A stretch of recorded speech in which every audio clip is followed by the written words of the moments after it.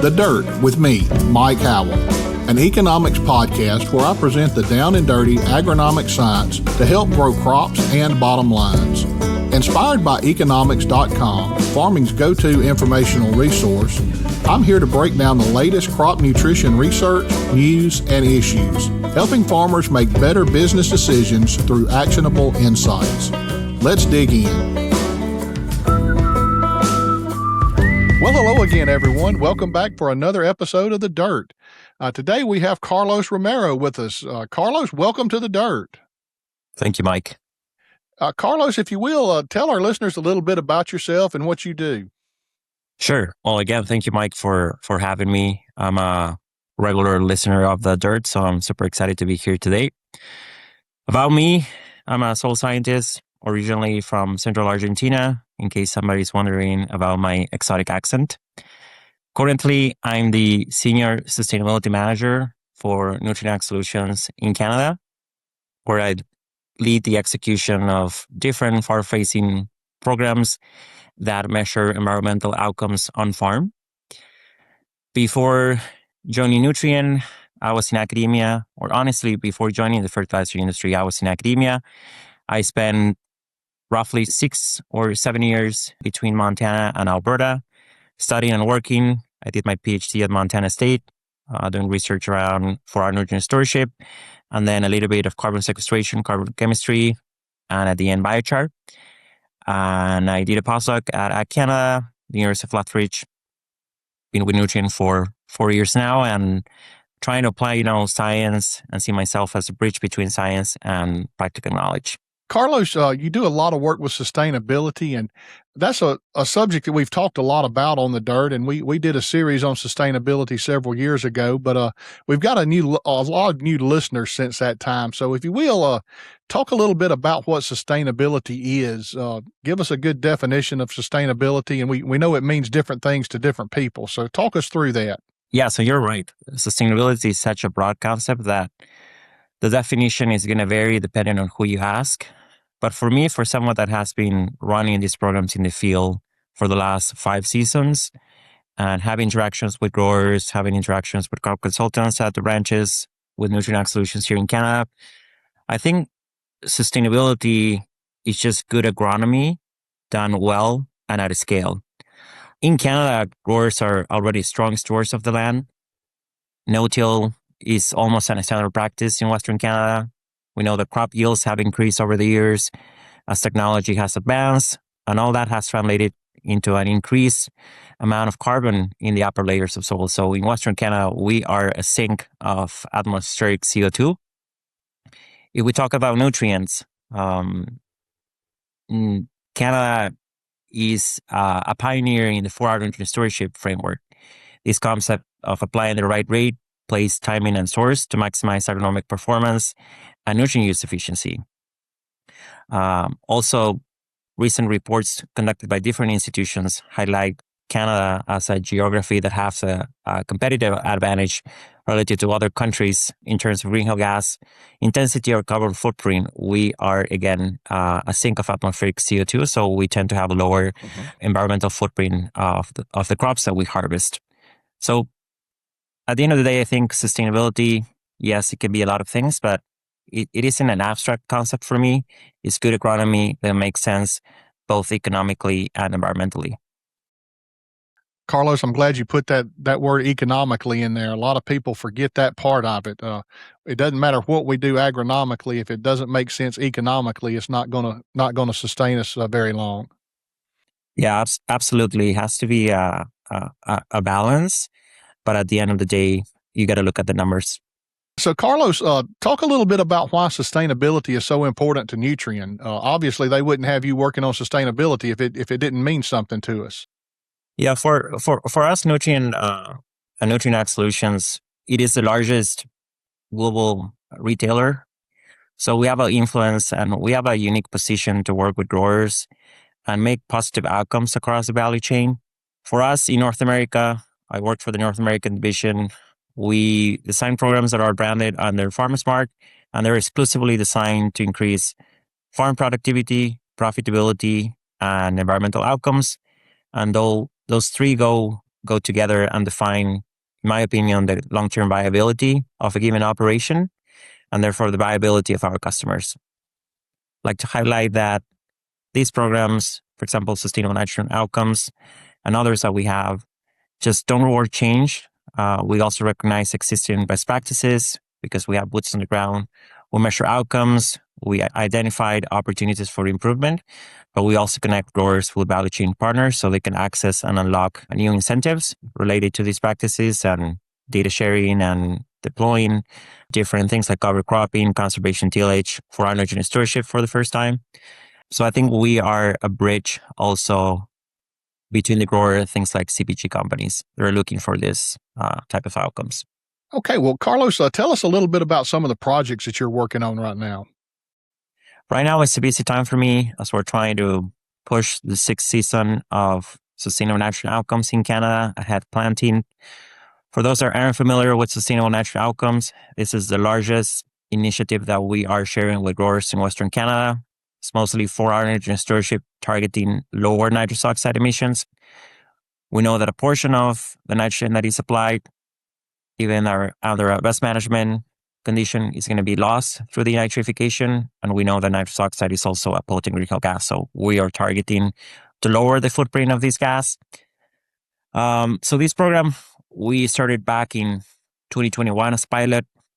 At the time, we're exploring voluntary carbon markets.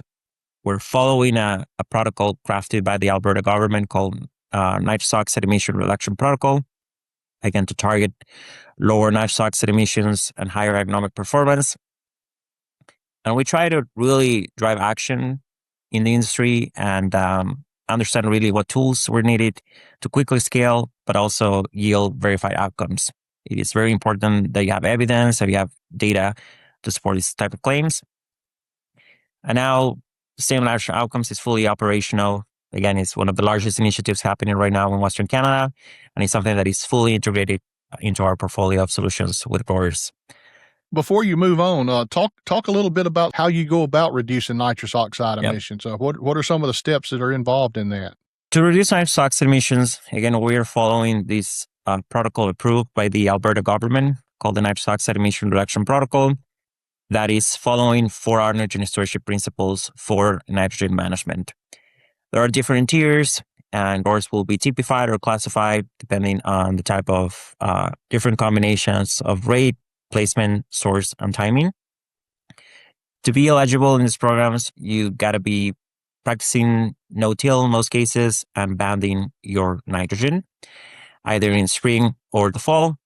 And then once you start tweaking some things like source, using an enhanced efficiency fertilizer, such as polymer-coated urea or a nitrification inhibitor, things that we know have a proven effect to reduce nitrous oxide emissions either directly or indirectly, particularly in combination with variable rate technology. You're going to unlock higher tiers in the program, such as intermediate or advanced, and get the most out of every pound you apply because you're going to achieve a higher emission reduction in terms of nitrous oxide. And also, it will benefit in terms of ammonia volatilization, nitrogen leaching, and so on. It's all about the synchrony between soil nitrogen supply and crop uptake.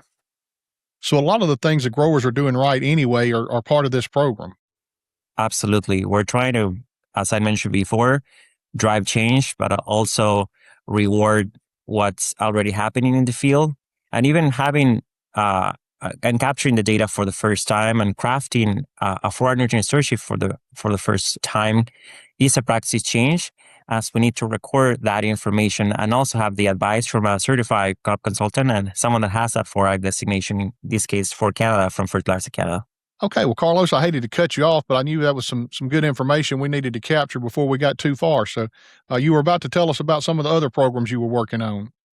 Oh, yeah, no, all good. I was going to mention that we scaled the program very quickly in Canada because we were able to deploy back in 2024 Agrovol in this market. Agrovol is our proprietary sustainability platform that enables us to record field level data and model and capture all these environmental outcomes, along with things like yield, nitrogen use efficiency, energy use, and so on. So that was a game changer for us. And since 2021, we have enrolled almost 1.9 million acres in Western Canada. And all that to mention that we're not alone in this journey, as we have partnered with companies like Bunge and Maple Leaf Foods to support these type of initiatives, and mostly on the canola acre, but we also enroll cereals and soybean. Carlos, I know there's a lot of government incentives in both the U.S. and Canada around these programs. Can you talk a little bit about what type of programs are out there and how growers can benefit from these programs? Absolutely. I think growers in North America are lucky to have this type of incentives. That's not something that you see everywhere. In my opinion, government programs are a great tool, not only to accelerate sustainable agriculture, but also to de-risk some of the situations that could happen when you adopt these practices for the first time, particularly when the benefits take some time to show up. So that de-risk component is very important, particularly these days. In Canada, and I'm probably going to talk about Canada because that's my geography, we don't administer or manage any government programs, but we're here to support farmers that are actively seeking to access these incentives. And that could be us crafting a 4 nutrient stewardship plan, a BMP plan, whatever it's called, depending on different partner organizations, or even providing evidence or documents that are needed by growers, such as a receipt to show proof of purchase. It's very important in these programs to have the signature of a qualified agronomist, and we have the capacity to do that. A clear example that retail has been supporting in Western Canada is the On-Farm Climate Action Fund, or OFCAF, and that has been going on since 2022. And it's mostly targeting improved nitrogen management, cover cropping, and rotational grazing. It's a great program. Again, we don't manage the program, but we're here to support growers. And to be honest, it's a nice addition to industry-led programs like ours. Okay. Well, Carlos, we really appreciate you joining us. I know we've talked about several programs here and have a better understanding of sustainable agriculture. Are there any other things that you want to mention before we sign off today?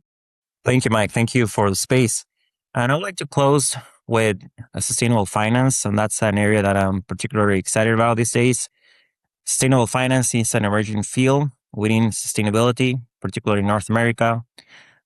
Since 2024, we've been working here in Canada with Nutrien Financial and Scotiabank to offer preferential financing to growers enrolling their acres in sustainable nitrogen outcomes. Growers, again, that are deploying 4 nitrogen stewardship, having great agronomic performance and lower the footprint, particularly of nitrous oxide. Something that started, I would say, like a pilot, targeting select products and services, now has evolved to cover the grower's full portfolio.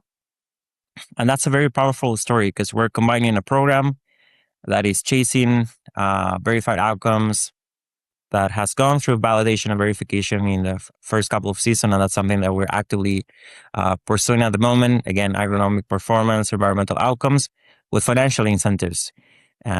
This is, again, very powerful to accelerate change and drive it where it matters most, which is the farm. And that's very unique, something that we are doing, again, something that is cut edge and highlights Nutrien commitments to sustainability. So I'm looking forward to the 2026 season. Great program there, Carlos, and sustainability covers more than just 1 or 2 aspects, as we mentioned at the very beginning of this. So, Carlos, thanks again for joining us today. I really appreciate it. Listeners, thank you for tuning in. We hope you enjoyed this episode. If you will, hang around for just a couple of moments, and we'll be right back with segment 2. Farming isn't farming without questions, and now there's a place to go for answers. At eKonomics, an entire team of agronomists is waiting and ready to help for free. No question is too big or too small. Visit Nutrien-economics.com and submit your question with the Ask an Agronomist feature. Listeners, welcome back for segment 2. This is our Ask an Agronomist session, and we have Dr. Alan Blaylock back in the studio with us. Alan, welcome back to the Dirt. Thanks, Mike. It's good to be here again today. Alan, we have another sulfur question today, and this time it's pertaining to the pH. It says, can sulfur applications affect the pH of my soil? Well, this is a question that's commonly asked, particularly because we're applying more sulfur today than we used to, or at least more frequently. And the answer is the agronomy answer we like to give for many things. Well, it depends. So first of all, it depends primarily on the form of sulfur that we're using. Some forms of sulfur are acid-forming materials and others are not. Let's take, for example, elemental sulfur, which is the pure sulfur form. That sulfur has to convert in the soil to a sulfate form, and that conversion is done by bacteria in the sulfur oxidizing bacteria. And in the process, that reaction produces acidity. So yes, that acidity would then lower the pH of the soil over time. Now, the amount of that change is going to be affected by the amount of sulfur that is added. Very small amounts that change may proceed very slowly, so you don't see a lot of change over a long period of time. Larger amounts of sulfur will cause more acidity. Now let's take a different form of sulfur, ammonium sulfate. The sulfate itself is not an acid-forming compound or molecule, but the ammonium that comes with that sulfate in ammonium sulfate is acid-forming. That ammonium is converted to nitrate by bacteria in the soil. We call that nitrification. And in the process, the hydrogen ions that are present in the ammonium are released into the soil solution, and hydrogen is the acidity. So we can have a very large contribution of acidity from that ammonium sulfate. There are 2 ammonium ions attached to that sulfate, and each one of those has 4 hydrogens.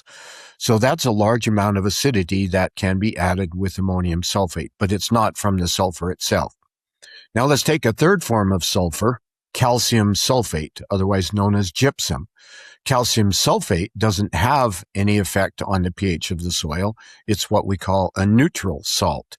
The calcium is released as the calcium sulfate dissolves. That calcium can be absorbed to the cation exchange complex. The sulfate is a neutral molecule that in and of itself doesn't have an effect on pH.